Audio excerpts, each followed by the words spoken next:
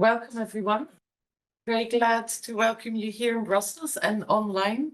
We're joined with, I think, triple the amount of people here in the room or more to welcome the team of Afrobarometer, the reason why we're all assembled here today. And let me, in particular, welcome the team: Felix Biga, the COO, Boniface Dulani, our Director of Surveys, Mame Akwa Amoatu, I'm not sure if I pronounce it correctly, or the Communication Officer, and Said Saluddin, the Senior Finance Manager and the Manager of Africa Judicial Independence Fund.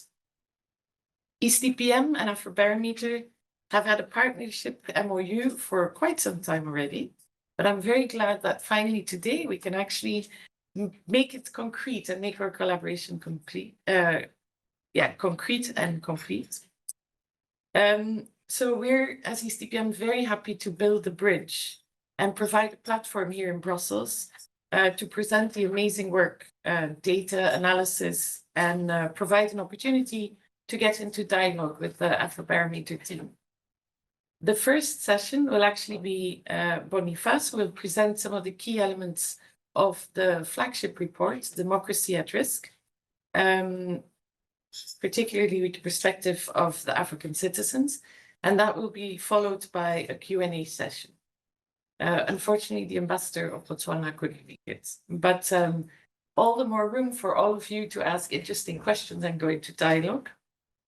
Democracy at Risk is clearly not unique to the African continent. Brookings yesterday or a couple of days ago produced an article saying US democracy at risk as corruption threats to grow. But so I'm very much looking forward to what came out of the surveys and the analysis. Then we'll have a small coffee break for information also for the online people. And after that, Mame will be presenting us some of the results of the 10th survey round, already, I think, across 33 countries, if I'm not mistaken. And obviously, Afrobarometer surveys cover a whole wide range of topics, but we've asked Mame also to particularly focus on how African citizens perceive their international partners, amongst others, the European Union. Because I think for us here in the Brussels bubble, it's sometimes good to check reality, and I think that will be quite enlightening. And then after that, we will have a presentation also by Said of the Africa Independence Judicial Fund, or the Judicial Independence Fund. I always mix it up. You'll explain us what it really means. But so let me leave it to Boniface to present Afrobarometer in more detail. I just want to highlight how they formulate their mission. It says to make citizen voices a key pillar of African policy and decision-making. And I think that's really very fundamental. And I think that's what think tanks like us also should try to work towards. So I find it a really fascinating organization. And one more point, at least again, that's from what I read on the website, was at the starting point in 2001, many weren't really sure it was going to be able to work. But actually, Afrobarometer demonstrated that Africans could be polled like any other region in the world, and that it effectively debunked the notion that Africans are indifferent to democratic governance. I think this is what it's all about today: democratic governance, democracy. You'll explain us more. But so without further ado, please, Bonnie, can you come and join us on the stage?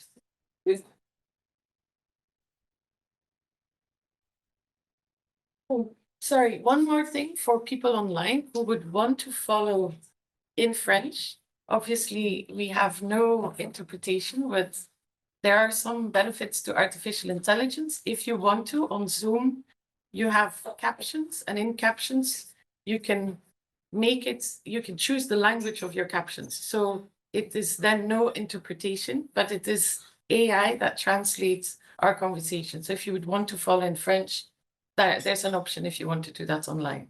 I'm afraid here it's all going to be in English. But if you feel more comfortable asking a question in French, we'll be happy to translate. Bonnie, it's all yours. I will share this. I will share it. I will share it.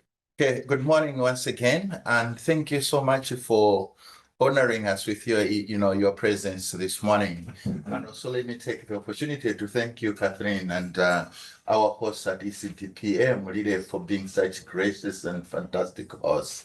You've really made our stay so far, and I'm sure for the remainder of the week, really, we feel like we are at home. We're back in Africa, so thank you so much. So before I get started, let me just say that we represent, I think, on democracy in Africa. We will also, I think, as you've already pointed out, my colleague Mame will share with us some of the findings on globalism and I think on issues of migration later on. And then I think Saeed will come and talk about the African Judicial Independence Fund.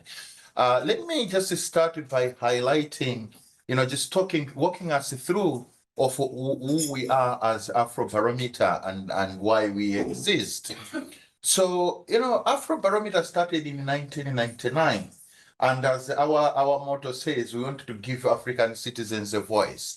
For a long time, there were a lot of people who would claim to speak on behalf of African citizens, academics, politicians, we have local leaders, who will tell us about what African citizens think and want, but without asking the ordinary African citizens themselves. So Afrobarometer, we sought to fill in this gap by going to ask the people, the ordinary African citizens themselves.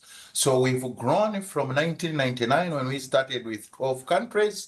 Now we cover about 41, 42 countries. So that makes up about 80% of the population of the African continent. We are a network. We work with the researchers across the continent who go and collect the data that we're going to be sharing, some of the results that we're going to be sharing today. And as you already pointed out, the goal is to give ordinary African citizens a voice in policy making.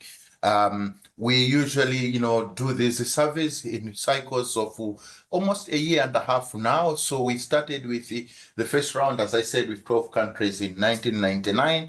And then right at the moment, we are in the 10th cycle of surveys.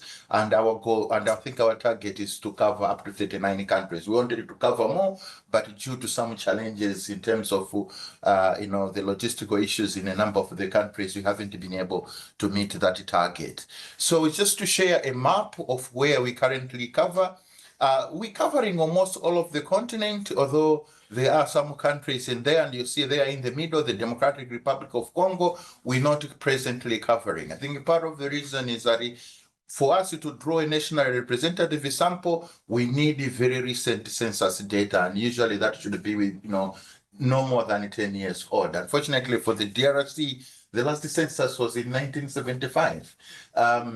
So there's been a talk of getting a new census in the DRC. Hopefully, once that is available, then we will be able to cover the DRC. Some of the countries on the map, like Egypt, Algeria, we've done one or two surveys, but we have not been able to go back due to one reason or another. So that's really, the coverage on the continent, but covering really most of the continent. So I want to now turn you to sharing, I think, some of the key findings on democracy, and we'll draw from our flagship report that we presented, that we launched last year in Accra. I should preface, I think, this presentation by pointing out that the past couple of years, Africa, especially West Africa, has seen a number of military coups in Mali, in Burkina Faso, in Guinea, in Niger, in Gabon.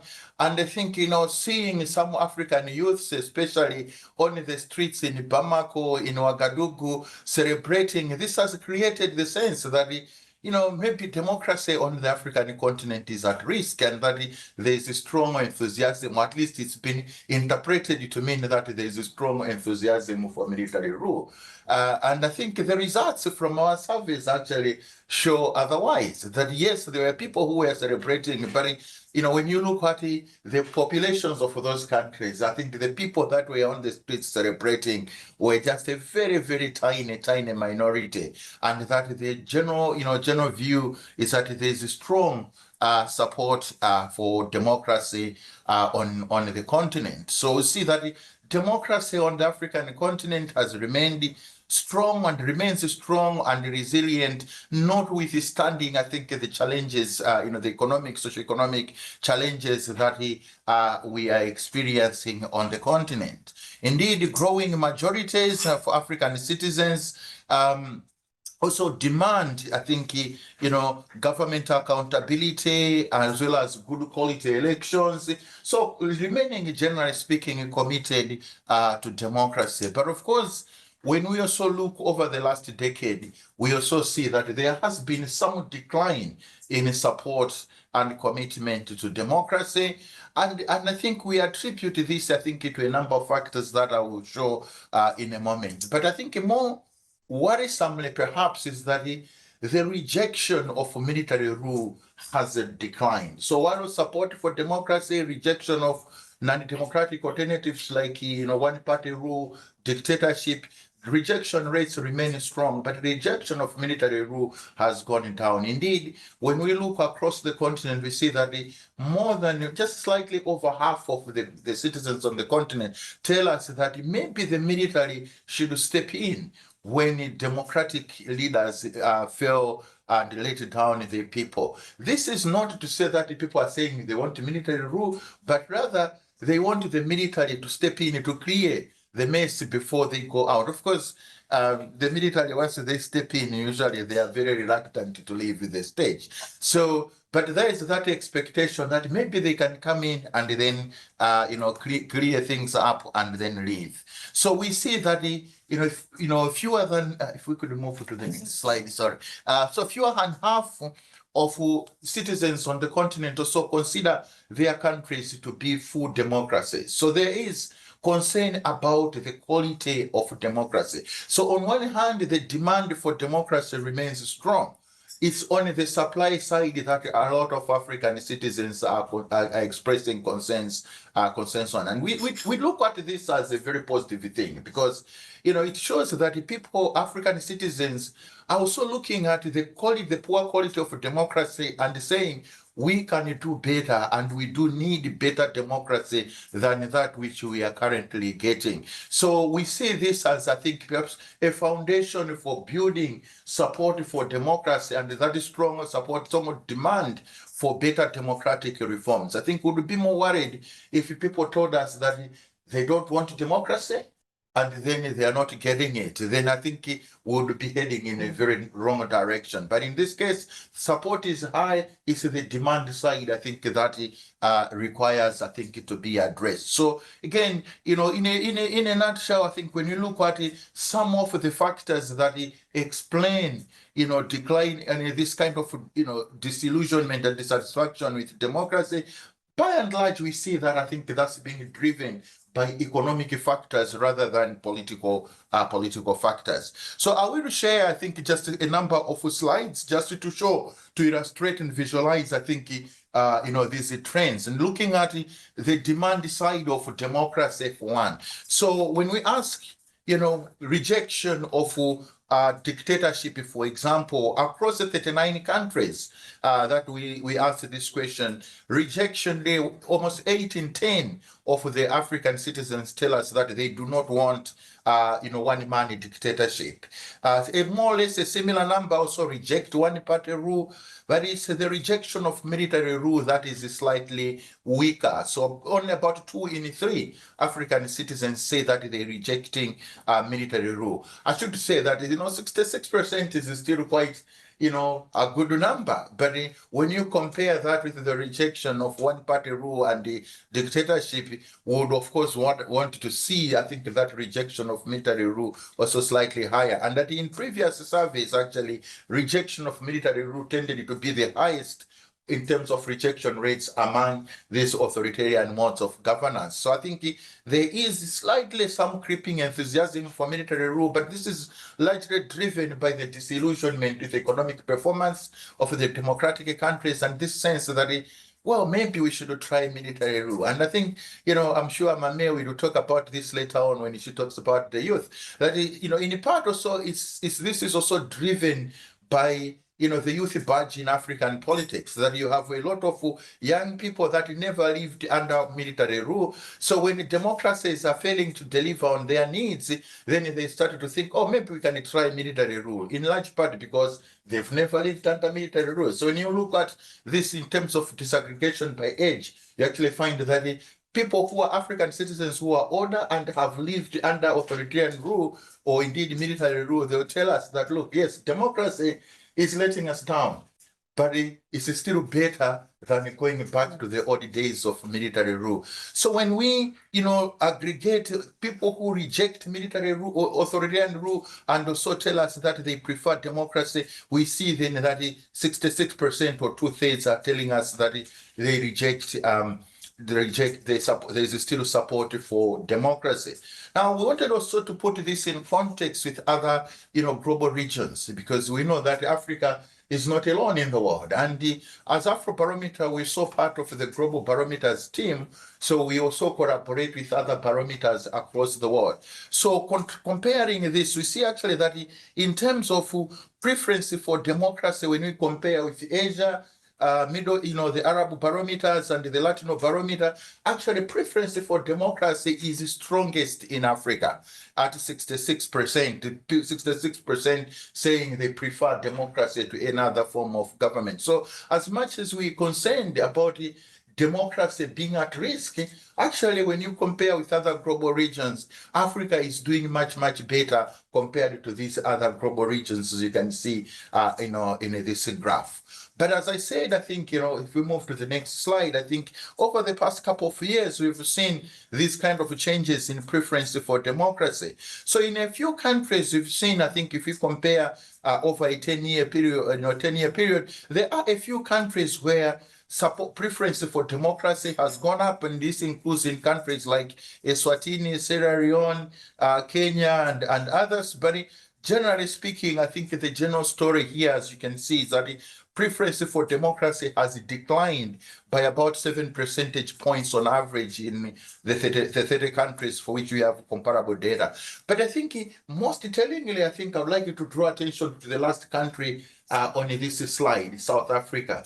Because South Africa has recorded the most, the highest drop in preference for democracy. So, some of these countries, we think that they are doing okay, but when you actually look at the data, we can also see that there are countries that we should be concerned about. And then moving to the next slide, I think more or less a similar story about rejection of military rule. Only in Morocco have we seen an increase in the proportion of citizens rejecting a military rule. But on average, rejection of military rule has gone down by minus 11 percentage points. And again, I think some of the countries at the bottom, you have Burkina Faso, Mali, of course, that have already embraced the military rule. But there's also Cote d'Ivoire here, which tells us that there's a danger that if the military were to take over in Cote d'Ivoire, chances are we might also see a few citizens on the streets celebrating that.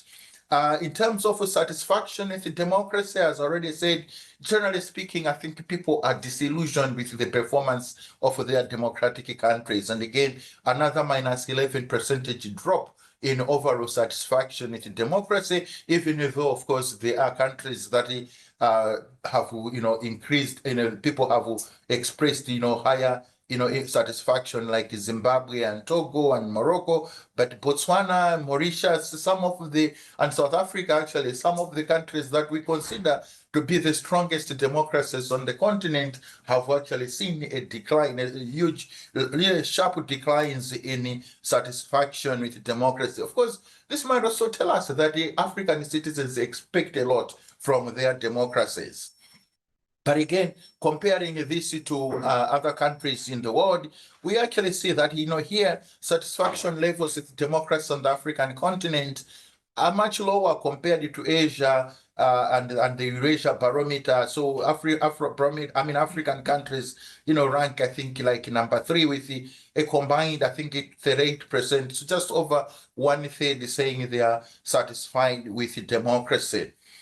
And the thing, I think, as I draw towards the end of my presentation, just looking at the question of military intervention in in politics, as I said. So we see just a slightly over half saying yes, the military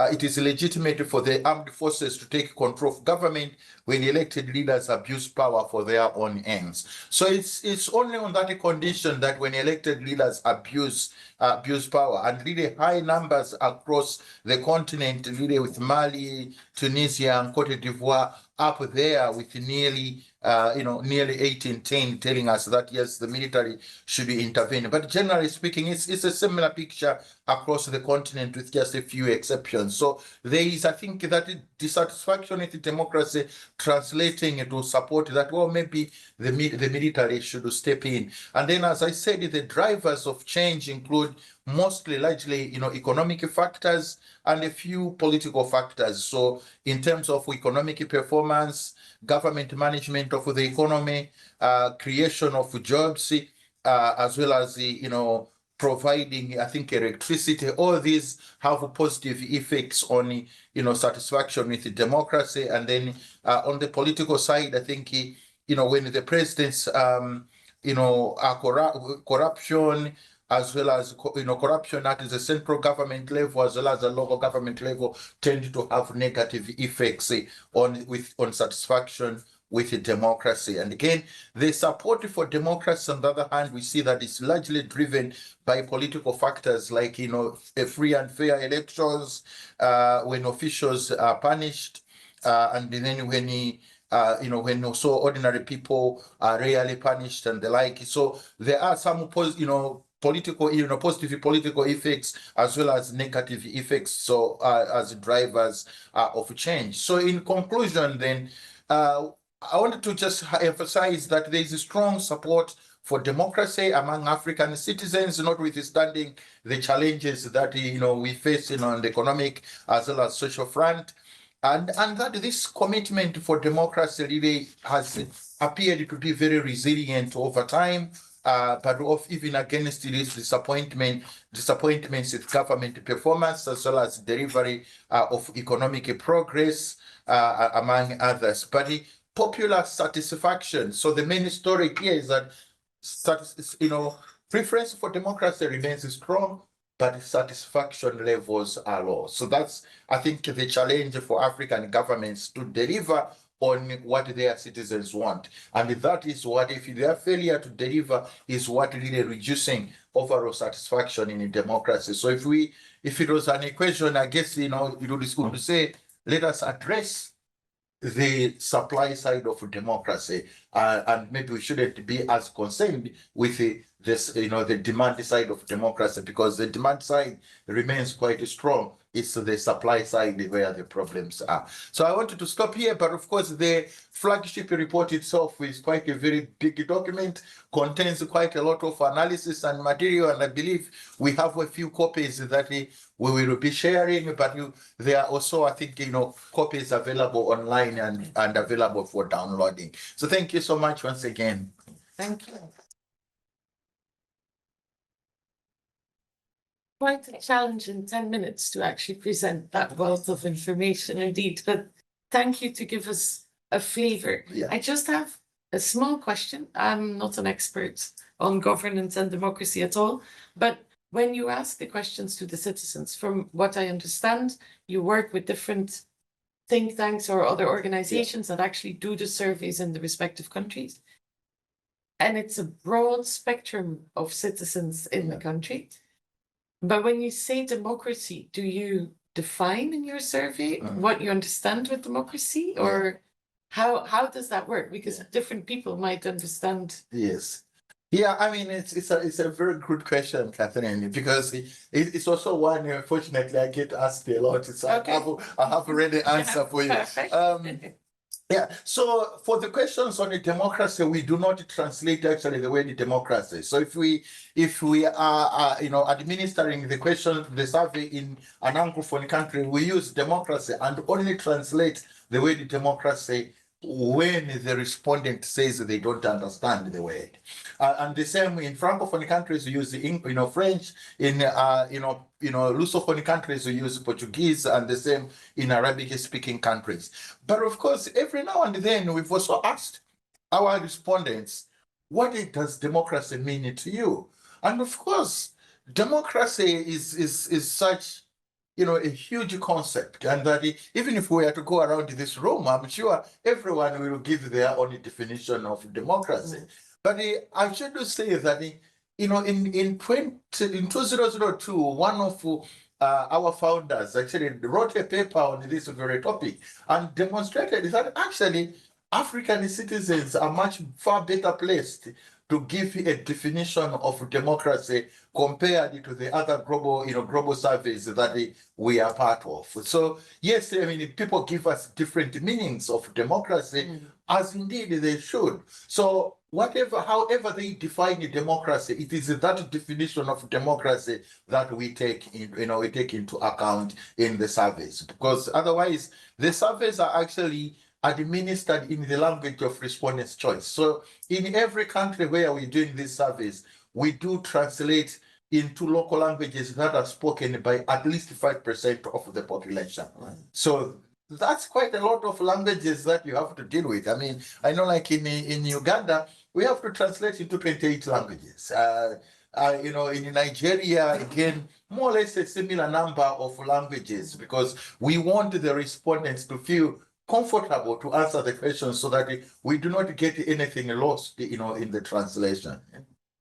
But from what I understand or take from your conclusions, it's actually about accountable governance. That's what citizens want, no? Yes, they do want accountable governance. They want, leaders that are also, held in check by the laws, as well as by the legislature, the judiciary, as well as, I think, elections that are credible and that represent their true wishes.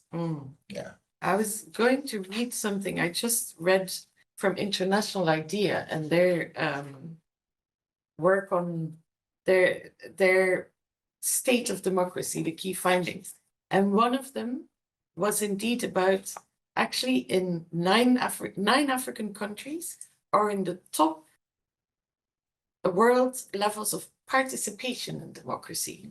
But the participation actually was translated. I mean, they talk about Ghana, Kenya, Morocco, Mozambique, Nigeria, Sierra Leone, amongst others. But it's actually popular movements that play a vital role in countervailing institutions when the real institutions are actually unable to constrain the governments.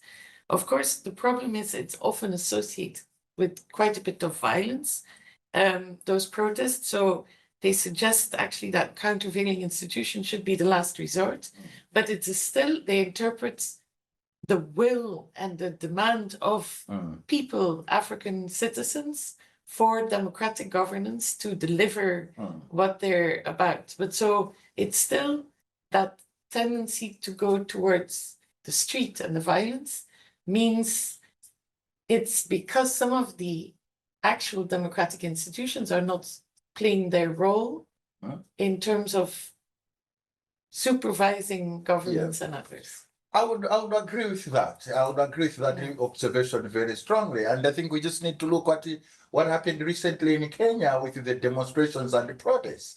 But you see, what that shows us is that sometimes the formal institutions don't work. But that at the end of the day, the informal institutions sometimes are just as important, if not more important, than the formal ones. So when you get people to go on the streets and the protest, and then it forces the elected leaders to honor the law, it also means that at some point the formal rules are also becoming more and more effective. Because if it was in the past, the government in Kenya would have just sent out the military to shoot all the protesters, and that would have been the end of that. And I actually have done quite a lot of work on presidential term limits as well. And I know that a lot of presidents on the African continent have been constrained by term limits. They would have really wanted to stay on in office forever. But the rules are there, and there are, of course, there are some that have attempted to bend the rules to suit their interests, and some successful, mostly successful, some unsuccessful. But at the end of the day, you actually see the fact that they want to try and change the rules. It means that they know that we need these rules. If we want to stay on, we still need to go to the rules and bend them. There's only one country on the continent actually that has presidential term limits, and I think Eritrea, where the term limits are there, but the president has just simply ignored them. So the term limits says you can be in office for a maximum of 2 terms of 5 years each.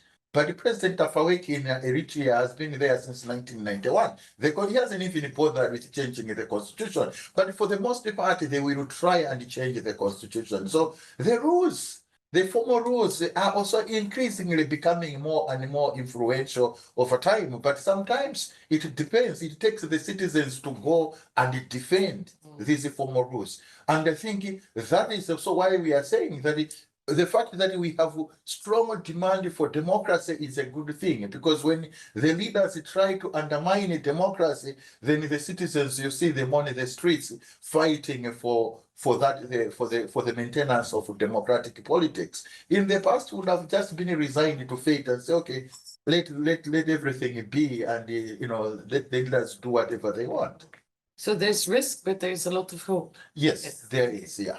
Let me open the floor for questions. Will you help? I will open the floor for questions first here in the room, but for those people following online, feel free to write in the chat your questions and we will make sure they get responded to as well. So here, Kiara, here in front. Thank you. Here in front. Oh, sorry. Yeah, first Dominique and then Philippe. Yes. Thank you very much for the presentation.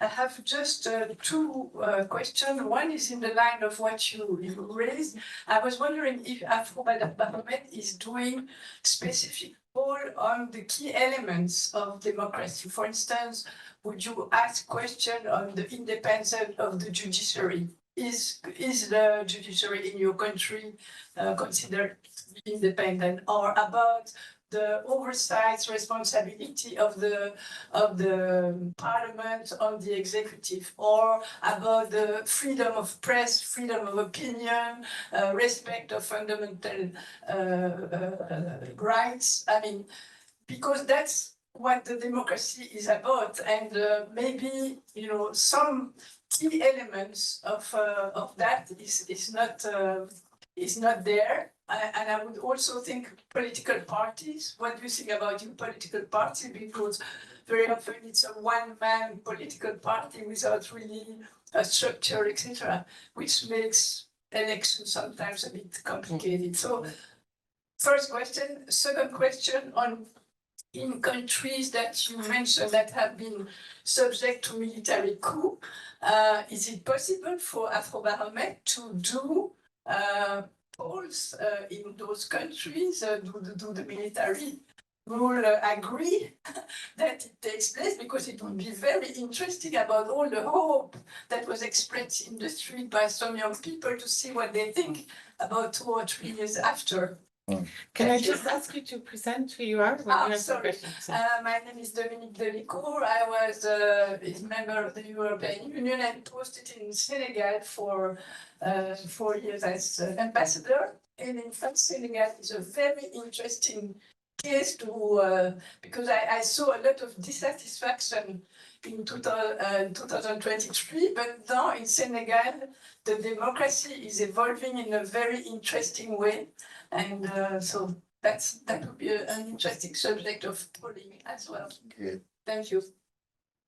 Yes, and maybe I'll take one more. Yes, please, yeah. Go ahead, Philippe. Oh. Look a long way. Thank you. Philippe van former EU ambassador as well in Guinea, Zimbabwe, Cameroon. And I'm a big fan of Afrobarometer for a long time. In fact, I had 2 questions. One a little bit in follow-up of what Dominique was asking, and a technical question, and then a more political question. The technical question is indeed in repressive regimes. How reliable the results, and notably not on the open question, but on the assessment question. For example, I'm stuck in some not exactly very democratic regimes. I'm surprised about the level of pretended satisfaction with the level of democracy. So how reliable are the results, and what's the confidence interval of those opinion surveys in those countries? And the second question is, which is more political. I mean, John's, where you started when you said the importance of surveys to counter those who claim to speak on behalf of the people. Now, we see in social media a lot of people tending to speak on behalf of the people, notably some Pan-African, anti-Western influences these days. And it's extremely difficult, I find, to counter them despite the results of your surveys. I'm very often trying to engage, and my arguments fall flat very often. Do you have a strategy of promoting your results in a more assertive way than what you're doing now? and do you have particular tips on how to do that? Thank you. Okay, thanks. I think plenty of very relevant questions after yeah. the next round. Thanks. Yeah, thank you for those great questions. Let me start with the questions from Madam Dominique. So the issues, I actually, when you were, listing all the things that do we have data?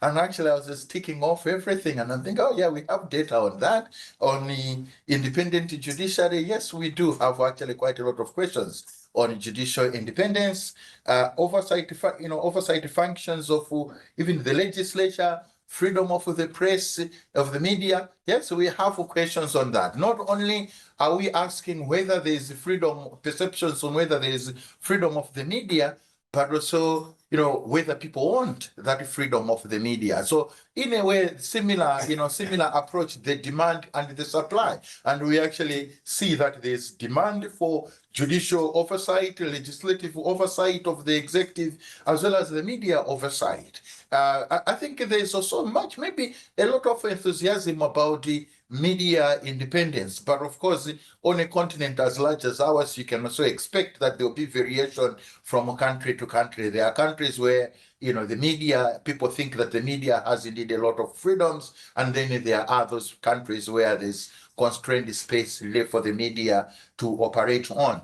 On political parties, we do ask questions about whether citizens belong to political parties and which political parties they belong to. We don't, we don't necessarily ask questions, in terms of the leadership of the political parties. We don't go that far.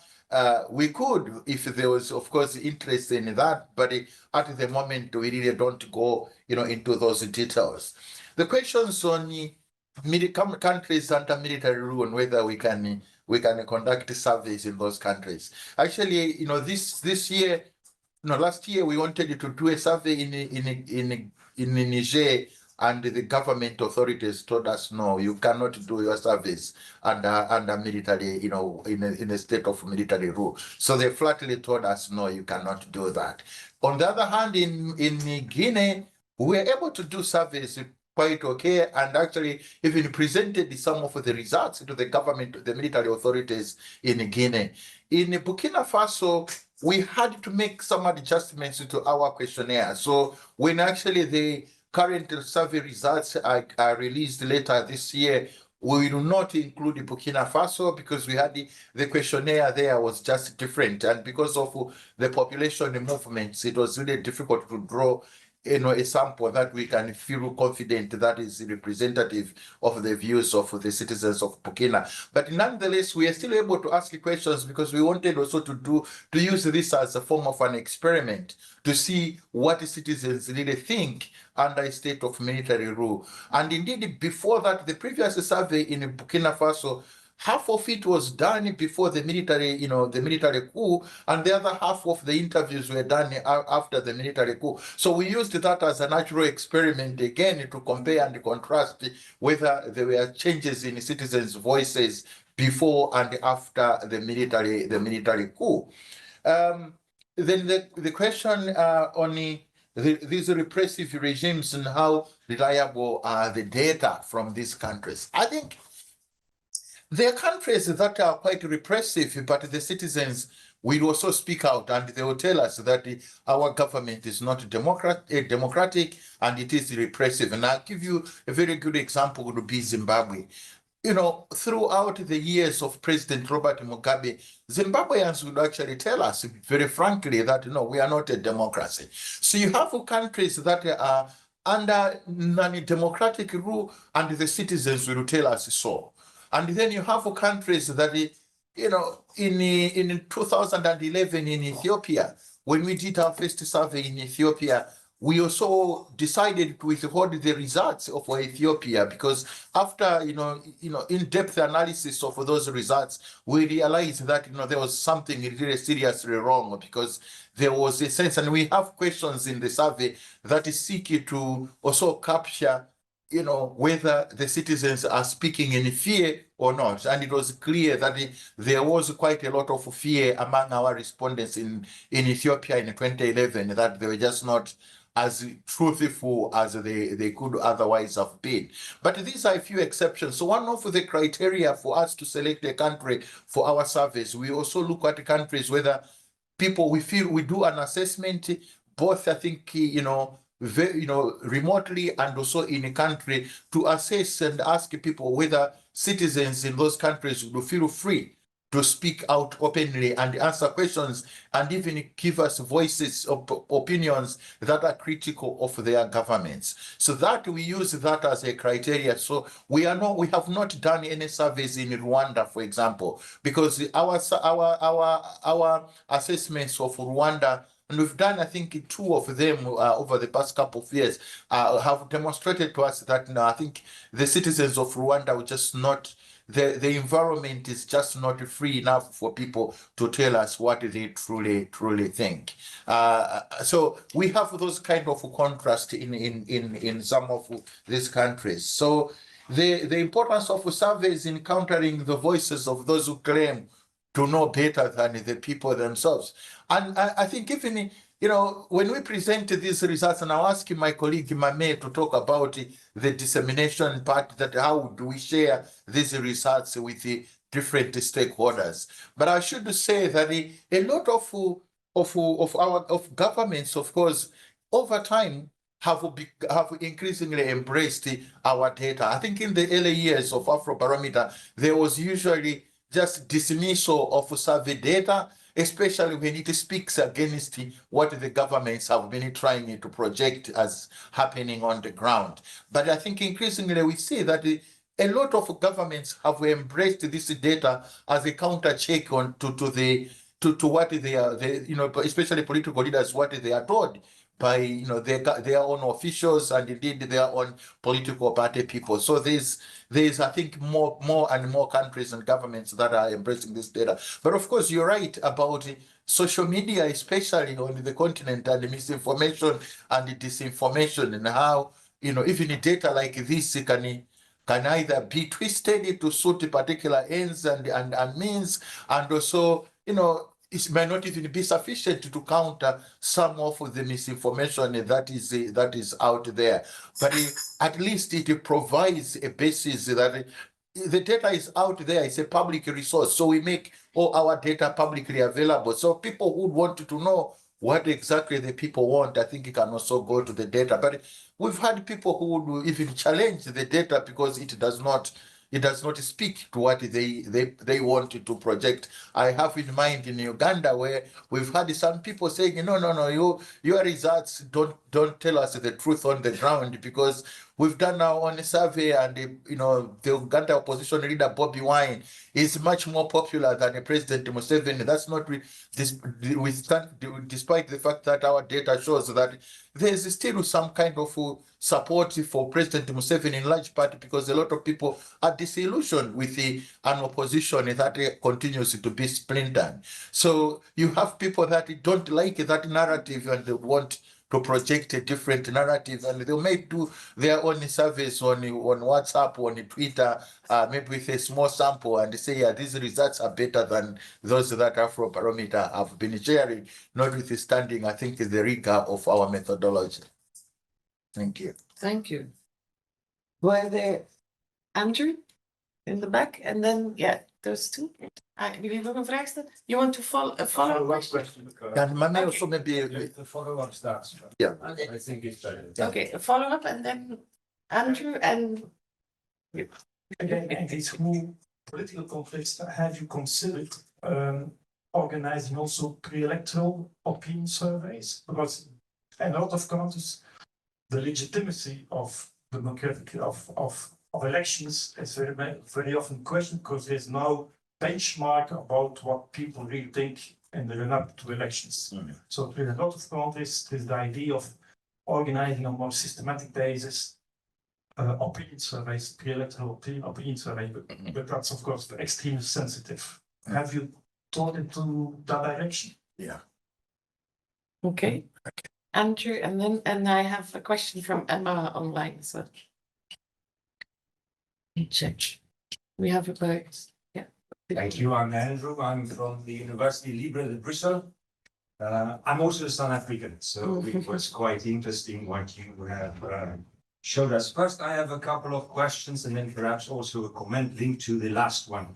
The first question is, how do you collaborate with Varieties of Democracy in Sweden? I see Sweden is one of your major funders, since they are doing like-minded things. So that is the first question. Then secondly, just to state that as we all know, democracy is always in fluctuation. It goes up, it goes down. So my question is, since you have this data, started this data since the 90s, do you have also graphs to show what are the incidences that influences the views of people? Like for instance, during the COVID crisis, the global, did that impact how people in countries felt about democracy? Or, for instance, if there are issues within a country, and then over time, what were the issues that really triggered a positive or a negative perspective on democracy? And then lastly, linked to the last question, the follow-up, at the universities, there are also very interesting work being done. Like, for instance, I'm involved in a program looking at the census about democracy and the rule of law in Europe.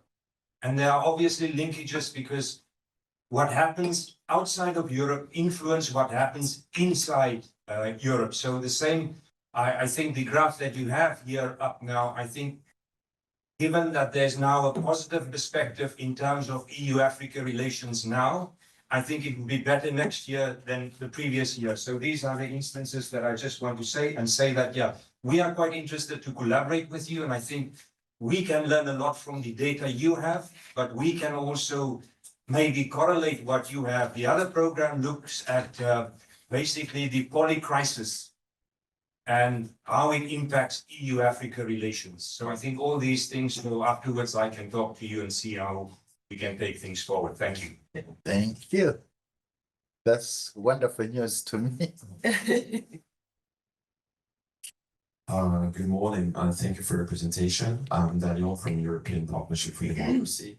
And I would like to come back on an element of your presentation that was quite significant, which was the support for authoritarian regimes and military coups in Africa.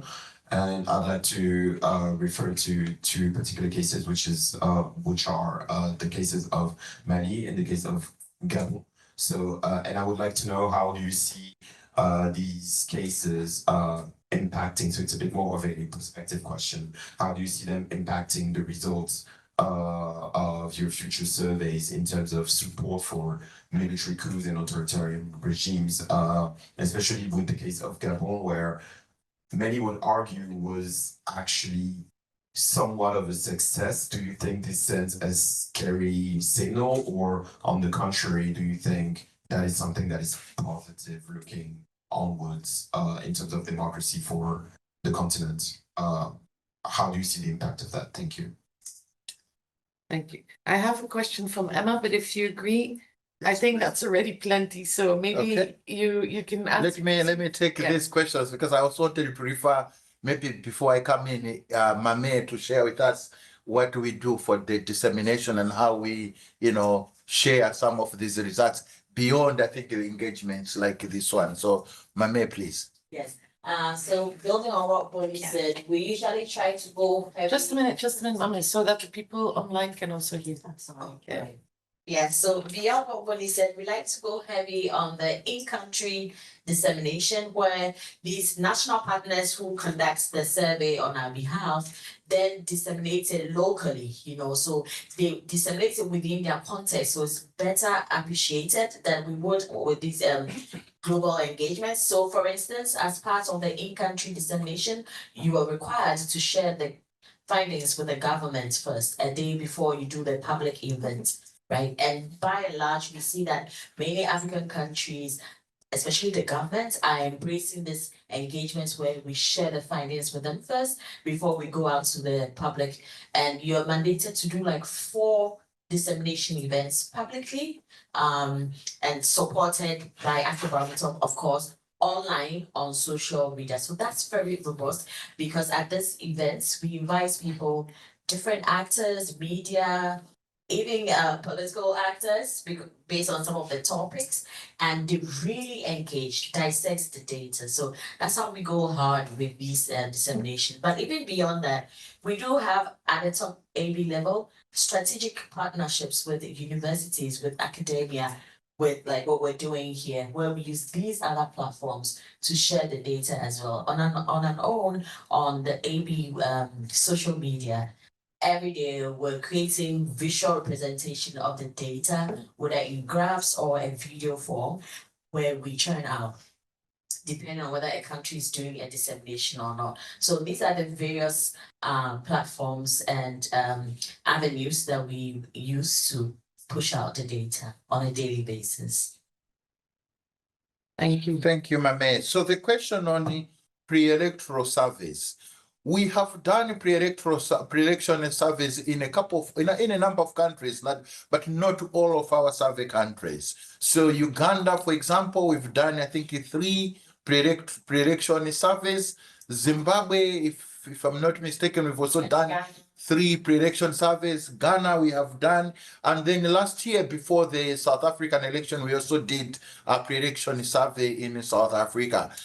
Usually, though, these come with the requests from some of our funders that say, okay, can you do a survey in this country, pre-election survey? Unfortunately, this also means that the choice of countries is determined by the interest of the funders. If there's not as much interest, then we unfortunately not able to do those surveys. But even then, I think because of the cycle of our surveys, sometimes it just happens that we schedule a regular survey in a country, and that it just comes before an election. So that gives us also very good timing that we always have quite a heavy dose of questions on elections in our surveys anyway. And then we usually sometimes add a couple more questions on in a specific election that is coming close by. So that's how we handle that.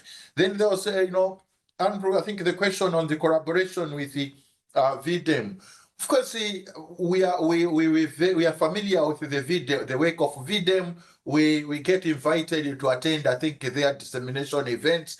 But you'd also, I'm sure you know that VDEM is an expert-driven service. So they go to experts who give them responses to their questions. And our survey, is obviously going into the ordinary people themselves. So we tend to look at our data as, a complement to the existing democracy indices, including VDEM, Freedom House, among others. That this is also another data point that can be used to gauge the quality of democracy without necessarily, saying that we should get rid of the expert-driven surveys, because it comes to the question that Catherine was asking earlier about do the people know what democracy is? And you could argue that, well, maybe some people don't understand it as well, or indeed because you have different people defining it differently, then the answers might also differ. But if you have experts, you then have at least some kind of consistency. So we tend to look at this as a complement to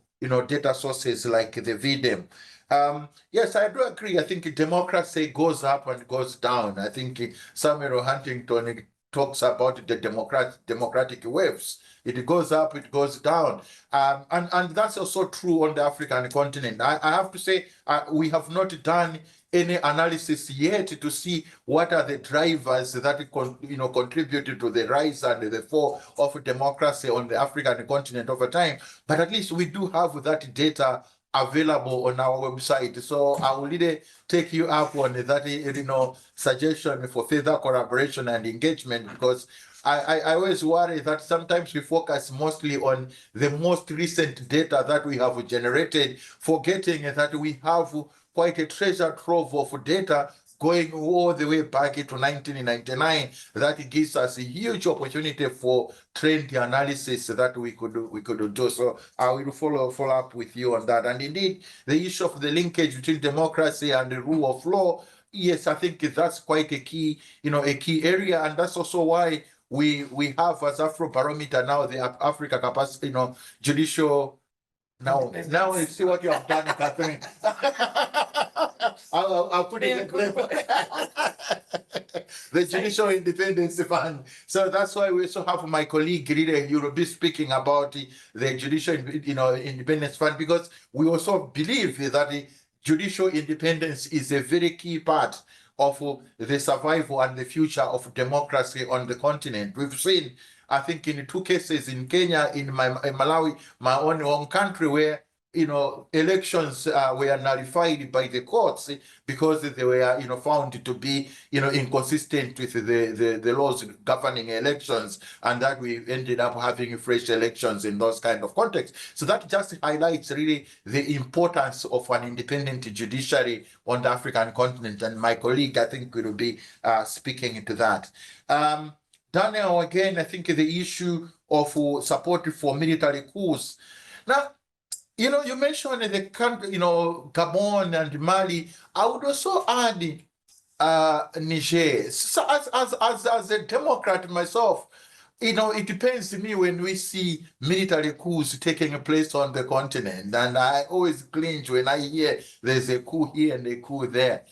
But the unfortunate part, so you have democratic leaders who are flouting all the rules of the game, as was the case in Guinea, for example, the case in Gabon. It makes it really difficult to say, okay, do I then side with this in quote democratically elected leaders who is just trampling on all the rules left, right, and center, or do you then say, okay, maybe it is better that these people should be gotten rid of, and then we start afresh? Unfortunately, of course, as I said at the beginning, when the military comes in, they never wanted to go. So it's not also an institution that you can say, oh yeah, they will help to clean up the mess, and then we will be back, we will start all over again.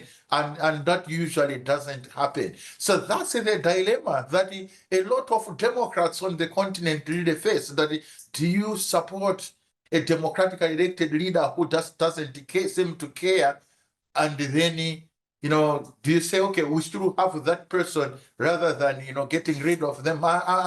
It's a dilemma that I don't have an answer for, to be perfectly honest, I think. So whether this also shows some examples or sets a precedent that other leaders and other countries might want to follow suit, I don't know. I mean, Kenya, when there were protests and demonstrations, that did not lead to clamor for military rule. They just wanted the president to change and to stick to democratic principles. We've had several protests and demonstrations in a lot of Southern African countries, including in my own. And I think there were even times in Malawi, I know that some opposition leaders were even calling on the military that maybe you should step in. But the military said, these are political problems. You solve them politically. That's not our job. And you kind of really appreciate that kind of professionalism from the military. Unfortunately, again, on a continent as vast as ours, that is not going to be the case in each and every country. So I don't know, I might not have answered your question, but because it's quite a dilemma, I think, for me and how to handle cases like those, Catherine. And Thank you for a very nuanced indeed answer. Maybe because I see we're close to the coffee break for everyone. But Emma from European Partnership for Democracy was asking the question about whether the Afrobarometer research is also looking into depth in issues related to civic space. In particular, in between elections, are citizens active in civil society movements, etc.? Do you believe in this work, and can they do so freely? That was her question. And maybe just to link up to what Andrew was asking, Afrobarometer is here for the whole week, and we're quite eager to actually do an outreach to universities here in Brussels, but also to the different networks. And we will have a session with ULB and some other Belgian universities, but also in networks of Afrique Europe or near the network for Africa Europe research, to actually explain a little bit the work and the wealth of data and stimulate indeed interaction with universities to do research.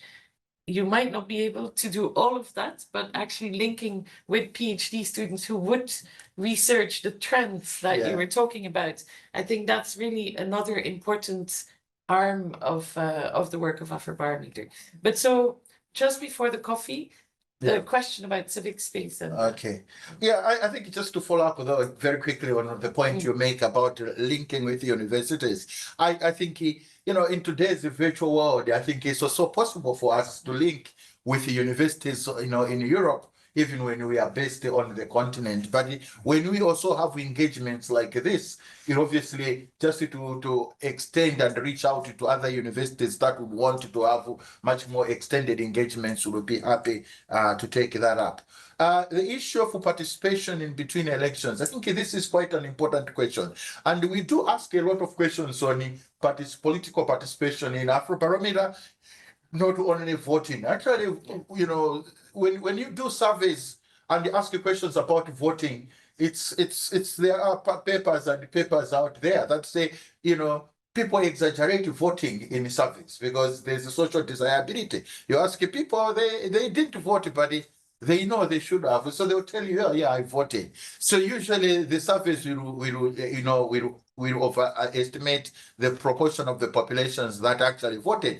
But it's the other forms of participation in between elections that are critical, I think, to the survival and future of democracy on the continent. And we do ask about, participation in protests and demonstrations, as we saw in Kenya. Of course, not everyone goes out to participate in demonstrations and protests, but increasingly we see a growing proportion of African citizens, especially the youth, that seem disillusioned with the conventional politics, and they are opting for this non-conventional forms of participation, but also engaging with the elected leaders, meeting their elected representatives, members of parliament, local government, councillors, and so on and so forth, engaging in civil, in the media, engaging on social media, for example. I think we also have quite a lot of data that can speak to these issues.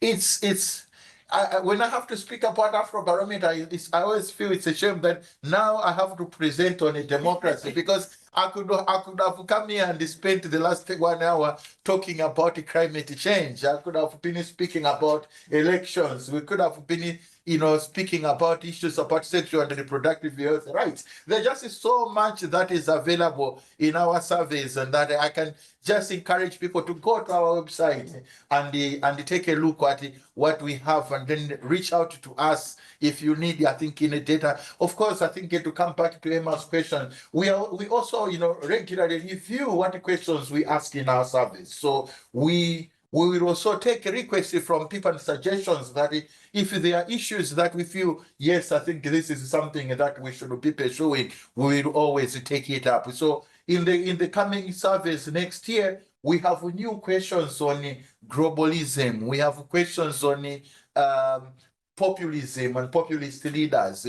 Quite a lot of new themes that we feel are speaking to the issues of the day, issues to do with the migration, climate change, gender. So we constantly reviewing our questionnaire to see what else can we ask, and we always welcome suggestions, and they can be channeled through our emails, the email contacts that are on our websites. We cannot guarantee that we will always incorporate and accommodate each and every request, because we get quite a lot of those, but we will definitely, I can guarantee that we will deliberate, and if we feel that yes, we need to include this, and we will do so.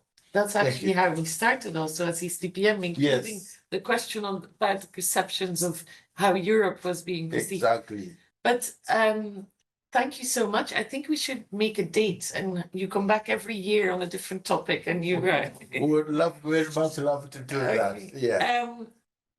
Thank you, all of you. Thank you very much, Bonnie. Let's take a short break also for the people online. Thank you for stay with us. go and have a coffee yourself, and then we'll see you in about 15 minutes for the presentation of Mark. Thanks very much. Thank you.